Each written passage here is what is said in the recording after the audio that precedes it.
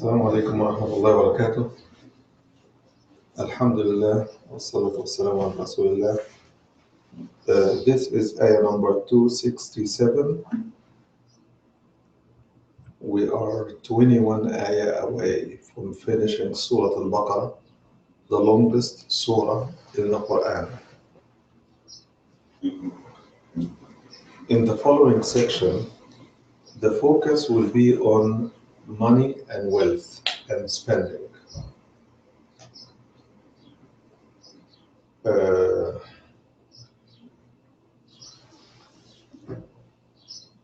number 267. O you who believe, spend from whatever good that you have earned,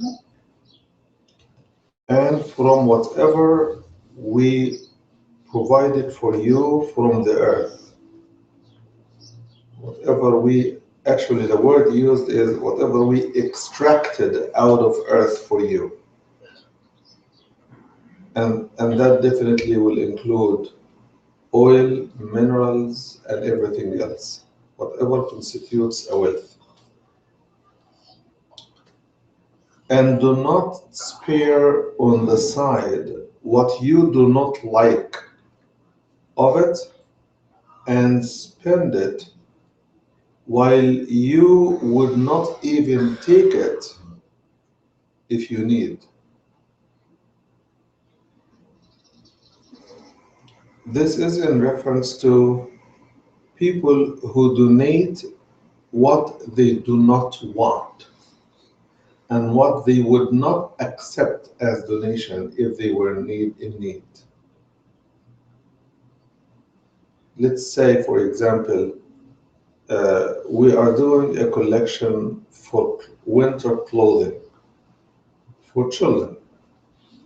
So you find some people donating clothing that are torn apart or worn out, instead of giving the recipient something good to feel good about accepting this kind of donation. Instead, they give the worst they have, not the best they have, not even the average they have.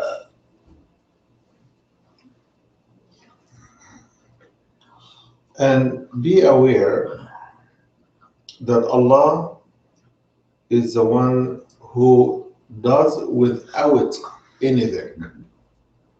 He is rich and he can do and he does without anything.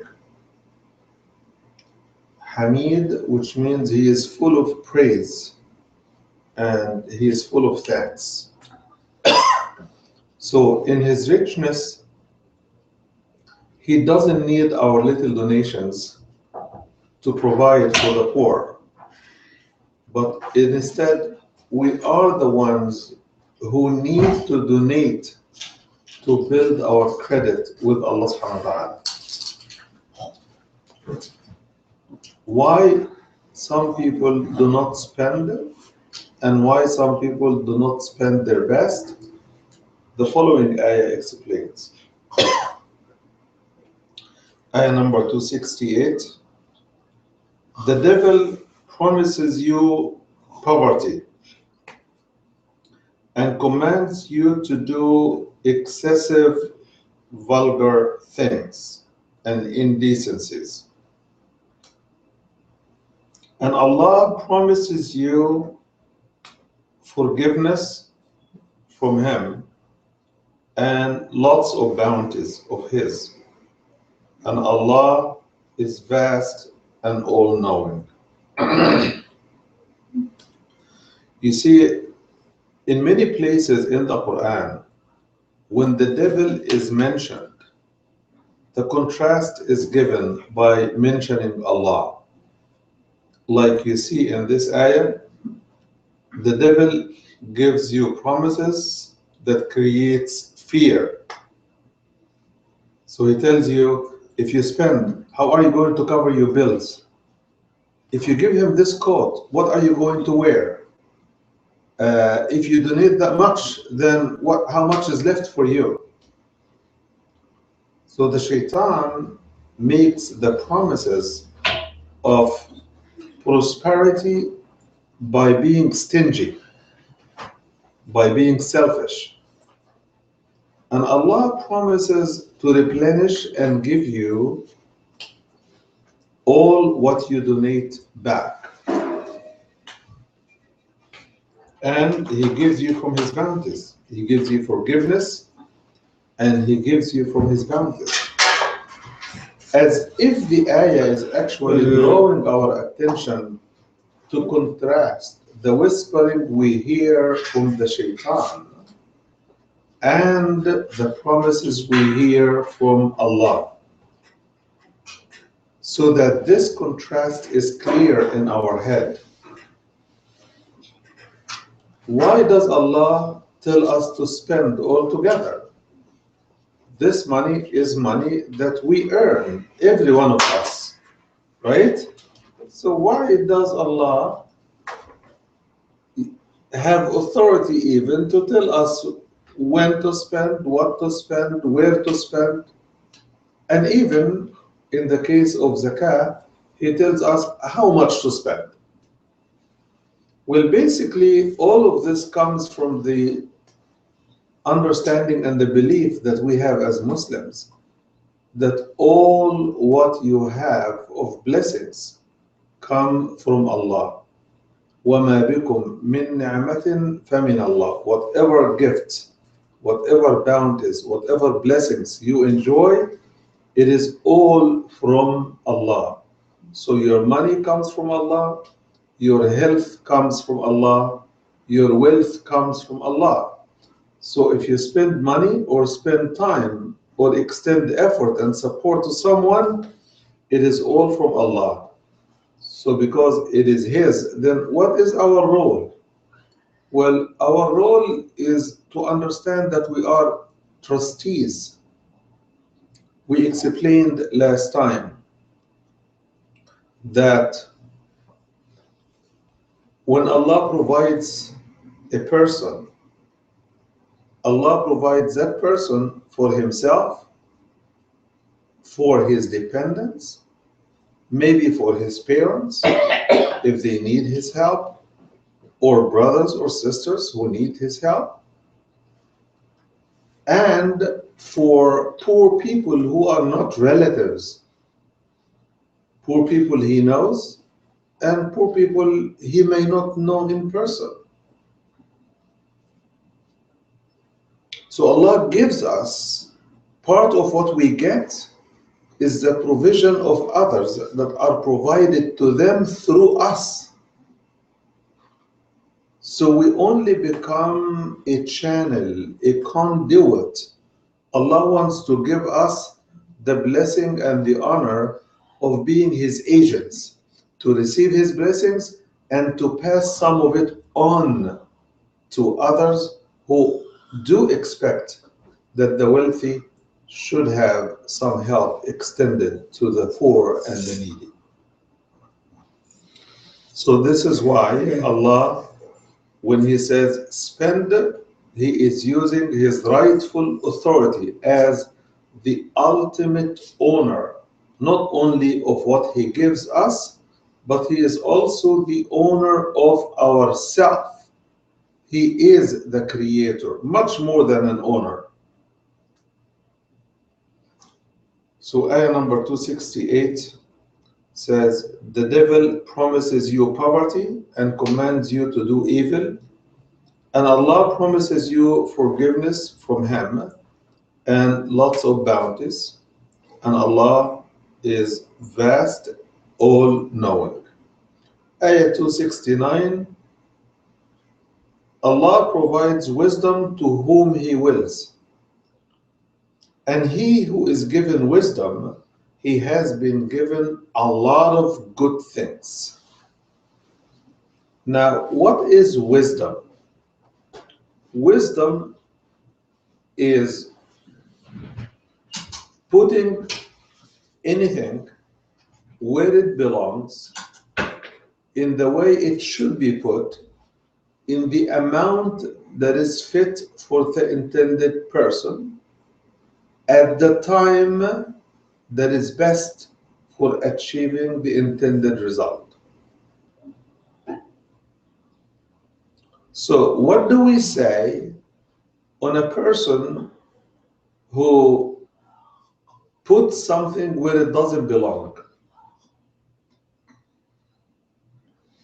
For example, have you ever seen somebody fixing a train wheel using a car wheel?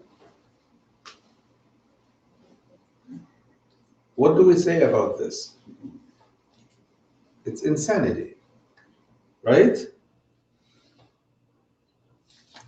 In many cases, people do things that are similar to that.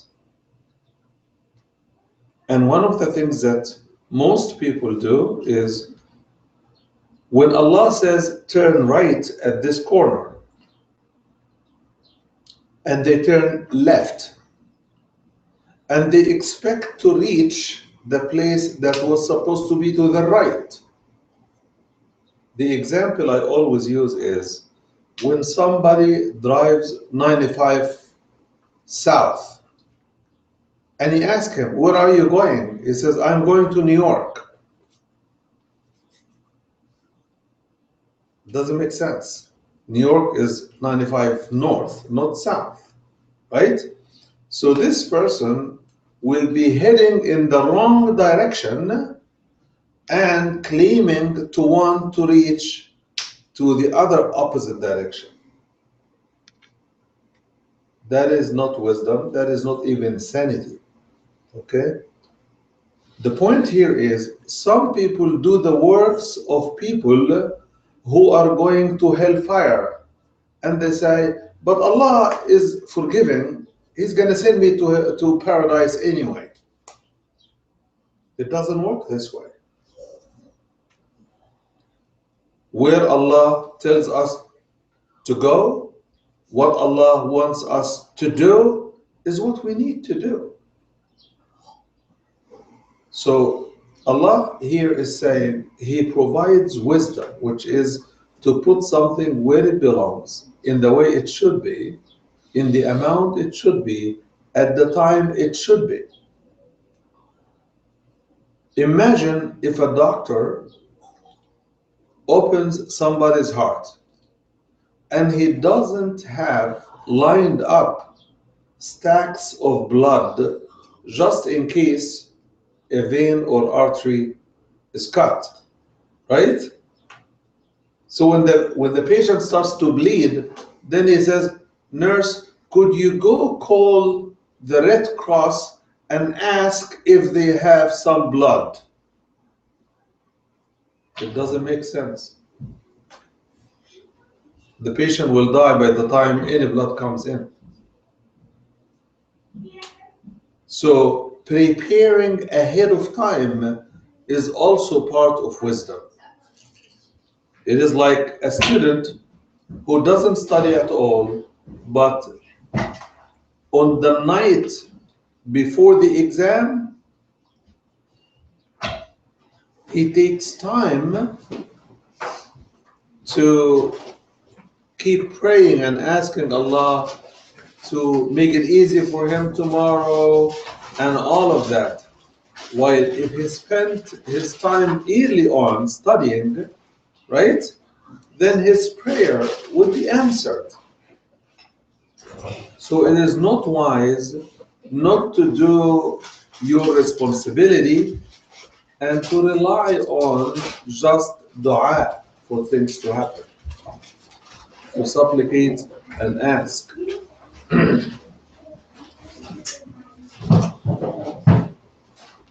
So Allah saying, Ayah 269, He gives wisdom to whom He wills, and he who is given wisdom, he has been given lots of goodness, lots of good things. وَمَا يَذَّكَّرُ إِلَّا أُولُو الْأَلْبَابِ, and only people with reflective minds are the ones who heeds the reminders. So when Allah speaks, they pay attention. and they absorb and understand what he's saying, and they think of where does it apply, and they apply it in the right way. So this is wisdom, and nobody can live without some degree of wisdom. Wisdom is a higher issue than mere knowledge. Knowledge is one thing, but wisdom is another. Many of us have almost more or less the same knowledge about right and wrong and this and that. But why is it that the majority of people do what is wrong knowing that it is wrong? It's because they either lack the wisdom or they lack the experience or both. It is like children. When they are young, below the age of puberty, the age of maturity, Allah doesn't hold them accountable for what they do because of what? Most of us would say because they don't have the knowledge. That is true. Definitely, they don't have enough knowledge. But if you realize, if you have raised kids, you would realize that some of the mistakes they do, it is not because of the lack of knowledge. They know that it is wrong, but they do it. Why? Because they act by impulse.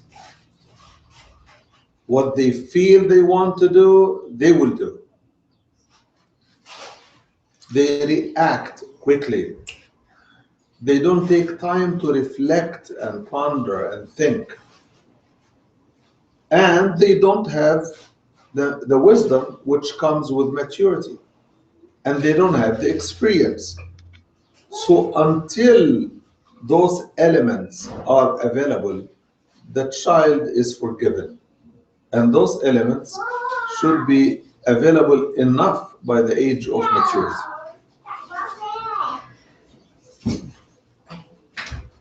Okay. Following ayah number 270. And whatever you spend of resources or you promise of promises. Here is a mention of the word nadr. Nadr is a promise, a covenant that you initiate on your own. Like, it is not mandatory on you. Like, zakah is mandatory, right? But mere charity is not as mandatory as zakah. Zakah is mandatory, charity is a sunnah, right? So when you say, for example, if Allah cures my son or daughter, I would slaughter a lamb, I would sacrifice a lamb and send it to the masjid or to the poor or give it to somebody I know that they need it. When you make such a promise, it is called in Arabic nadr, which is a self-imposed covenant. You have made it mandatory on yourself by making that promise. That promise must be kept. You cannot break that promise. Understand? I will repeat again. We spend voluntary spending on our own, and we do not necessarily spend based on prior pledges. Like, you attend a function and they say somebody needs help, you have $10, you pay $10 or $5, whatever, and you don't make any promise for anything. But if you make a promise, you made it mandatory on yourself to do and fulfill that promise. In Arabic, it's called nadr. which means a pledge and a promise. So here it says, whatever you spend or whatever you promise of promises, Allah knows it all. And there is no source of support. And there are no supporters for the wrongdoers. Ayah number 271. If you spend your charities and money publicly, this is good.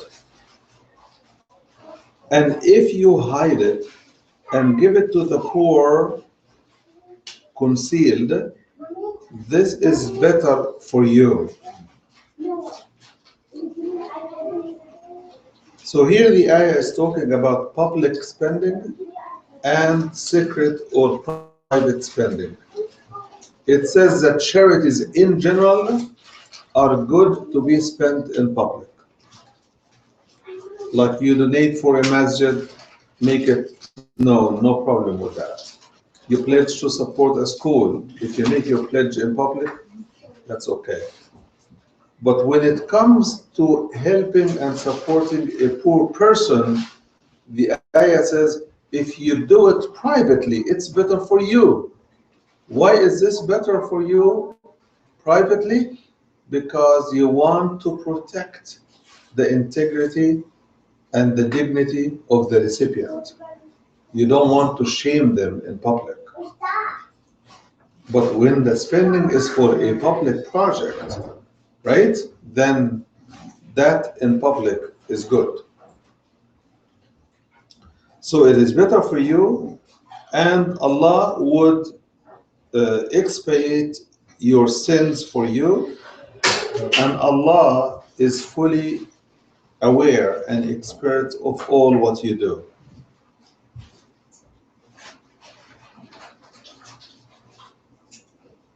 Mentioning that Allah is aware and expert with all what we do here makes us reflect on the issue of what our intentions are. Like, what do you choose to spend? Is it the best you have? Is it the average you have? Is it the worst you have? Are you spending or giving something to get rid of it, or to help someone benefit from it? So Allah is saying He knows it all. He knows our intentions, and He knows what we're doing. Ayah number 272. It is not up to you, and it is not on you, O Muhammad, to guide them. Instead, Allah guides whom He wills. This doesn't mean that you, Muhammad, do not try to guide them. But this means the ultimate success of guidance is up to Allah. You provide the information, but Allah opens the hearts to accept it. That's not on you. So our responsibility in terms of teaching and preaching Islam is in the area of communicating the message, teaching people about Allah, about the Quran, about the Prophet. Then Allah will either open their heart, or He will let them follow their own shaitan, and their chest will be too tight to accept and to open up for the guidance. That second process is up to Allah. But the initial source of guidance is on us, on the Prophet, and on the Muslims. In other words, when somebody asks you about Islam, your objective would be to teach him or her. Your objective should not be to trick them into accepting Islam or to catch them into Islam by any way. Your objective is to give them the clearest information and the clearest sources of information so that they exercise the free choice that we spoke of when we went over Ayah 256.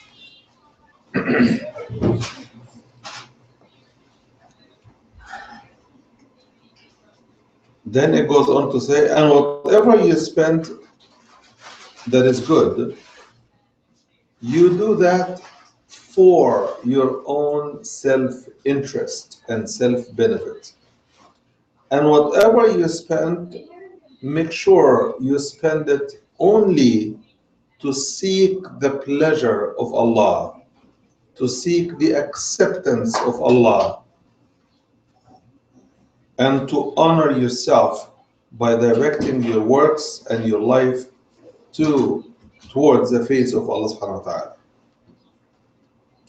And whatever you spend of good will be replenished for you to the brim, and you will never be wronged.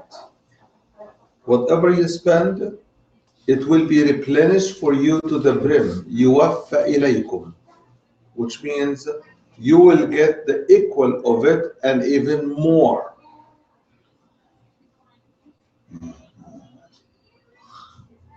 And you will never be wronged.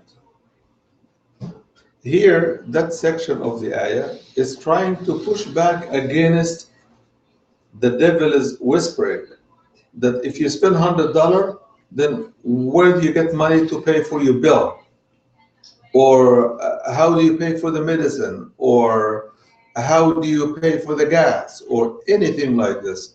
Allah saying, when you are inspired to spend and you do it for the sake of Allah and you do it for good cause, Allah will replenish and substitute and replace what you spent.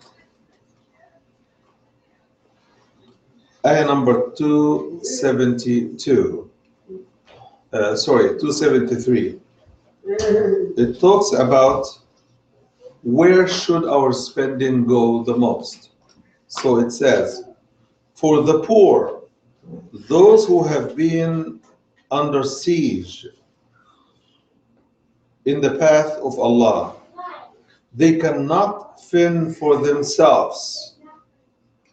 An ignorant person thinks of them as rich because of their dignity.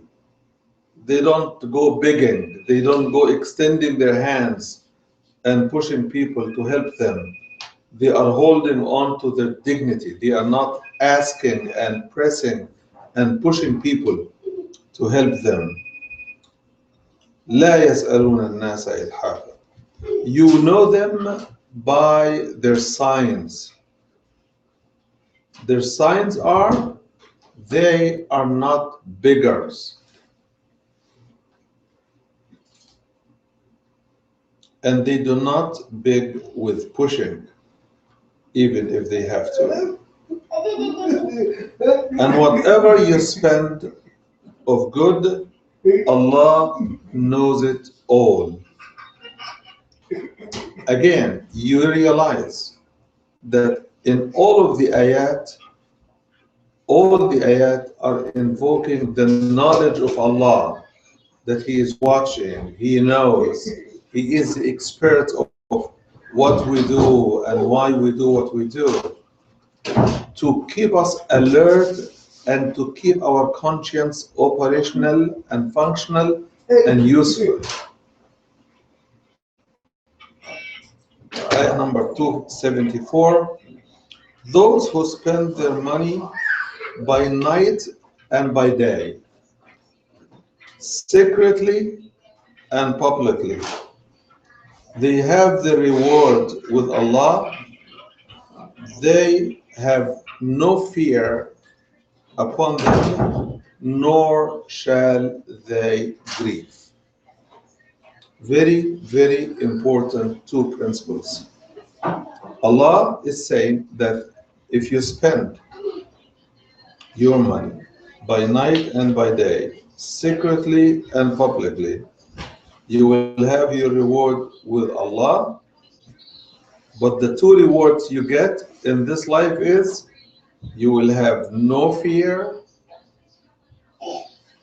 So, what is the relationship between feeling secure and removing the fear from your heart and spending? When you spend, you secure somebody's needs. So the reward that Allah gives you is to secure you from fearing for anything or fearing for anyone. So the reward is consistent with the kind of action that you do. When you give somebody food and they were hungry, Allah will secure your provision.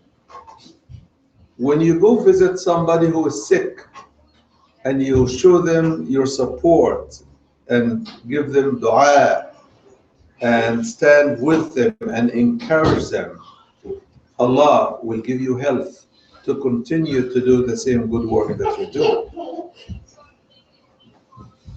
وَلَا هُمْ يَحْزَنُونَ. When you give help to someone who is actually really needy, you make them joyful. You give them pleasure because you took away the sadness that they felt before receiving your gift. So the reward is Allah will remove sadness from your heart and from your soul.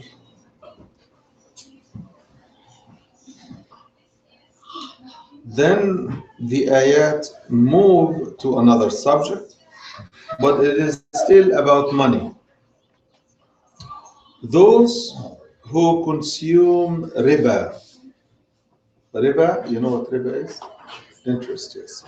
Those who consume and earn interest, they do not stand up except like the one who has been hit by the devil, smacked by the devil.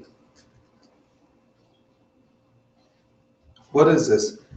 If you see a person with epilepsy going through seizures, and the way their body is involuntarily moving right and left, up and down, smacking their heads against the floor or the wall or any of that,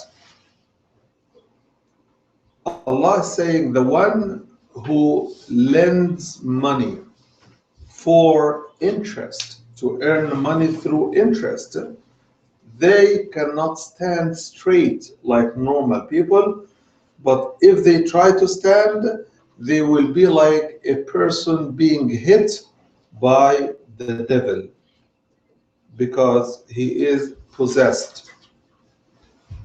That is because they say that earning money through business and profit is similar to earning money through interest.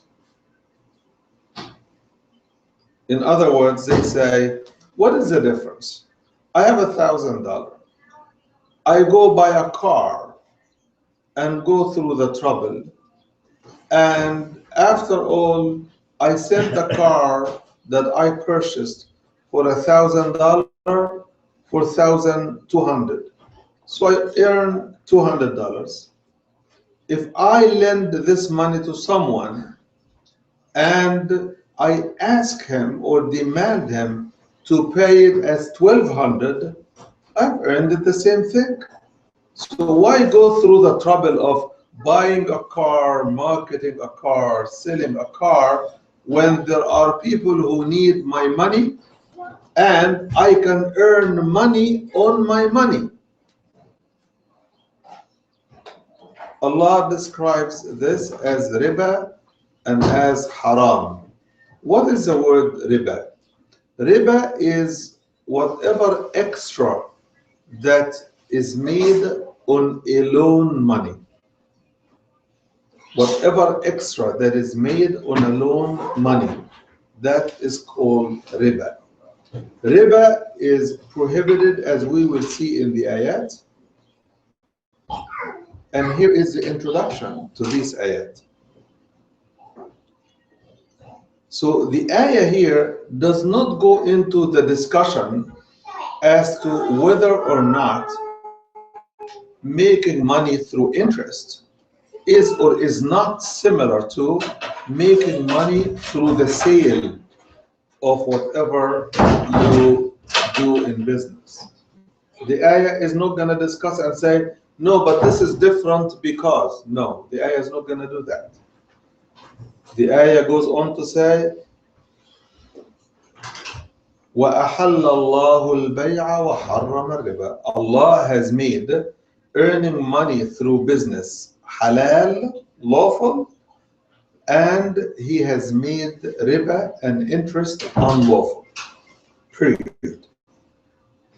So the ayah, which is the word of Allah, does not give credence.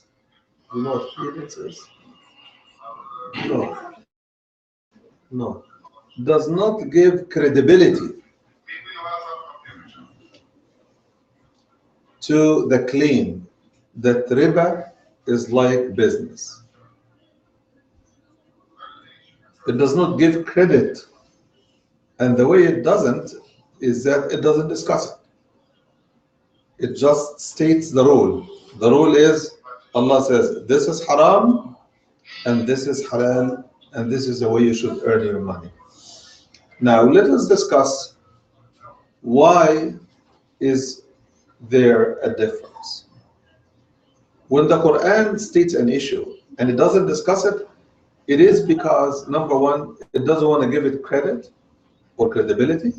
Number two, it is too obvious to discuss. It is too obvious to discuss.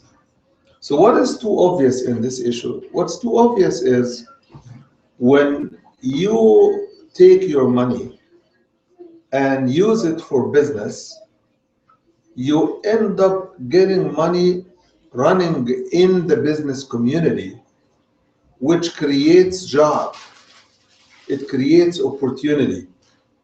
It brings fair and square profits for everybody because there is such a thing as a market price for commodities and things.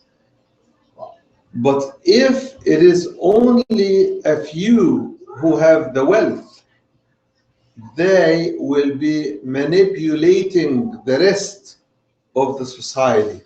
And this is what is happening in the Western capitalist economy.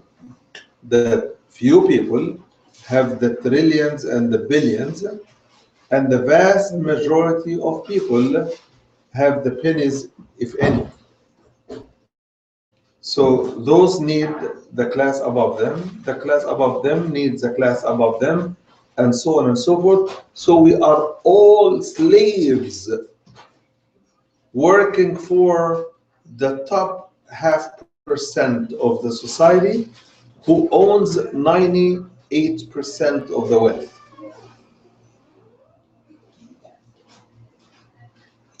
I hope that this is clear.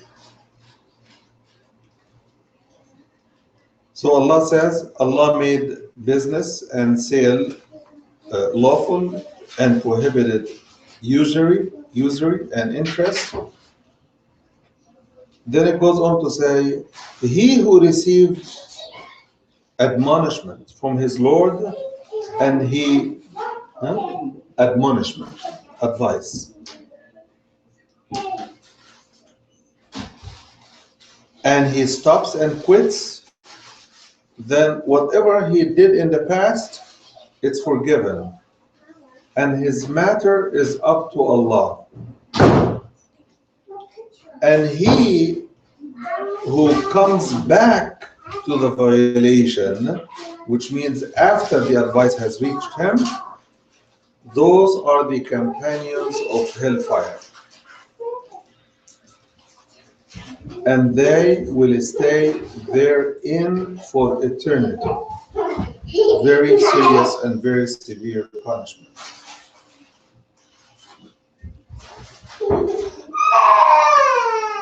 Ayah number 276.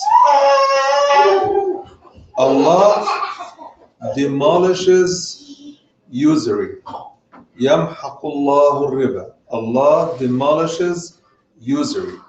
It has no value. It is extinct. It is rendered useless.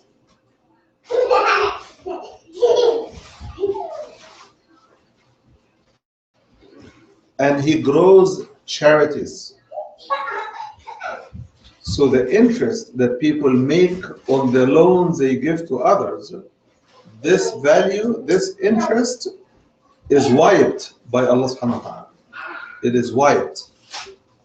It doesn't stay, it doesn't benefit.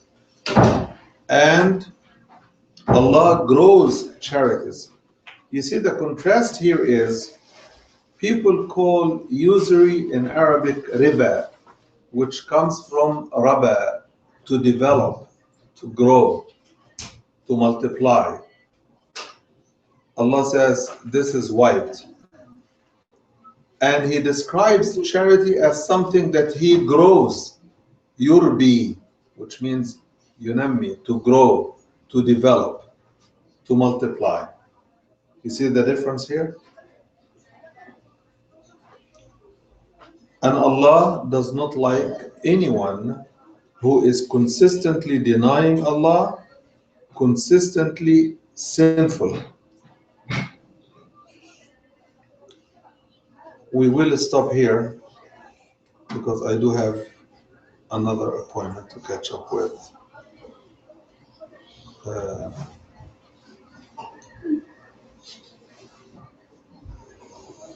So the ayah that we're stopping at is which?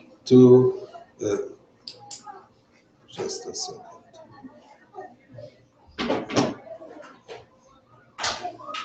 The ayah that we are stopping at. We finished 276 and we'll start 277 inshallah. Oh, should we ask a quick question? One question. I know that the riba is haram because you using money to gain money, but how is it different from, why is it the same as when you have a savings account? It's your own money, you're not lending it to people. So why is the interest you gain in a savings account haram? Because you are giving the money to the bank to lend it on your behalf. Okay. Okay, I understand. So you're not doing it directly, you're doing it through somebody else. So the bank is It is the same interest. So we're gaining interest from the bank. Yeah. We're loaning Yes, money. yes. Because the bank, for example, who has $1 billion can do more business than a bank who has only $1 million. Right? Where do they get this money? It is my money and your money.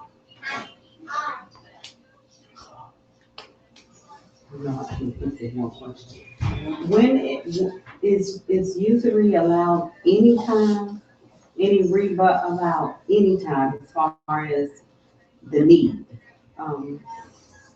Maybe a need to get a car.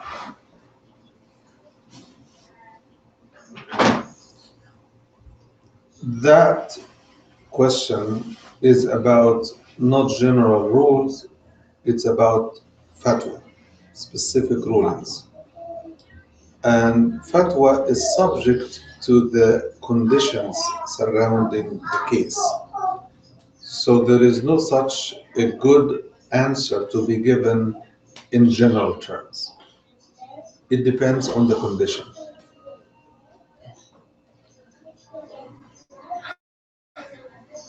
Okay, we'll see you next week, inshallah. So I'm not going to wait for a message from you.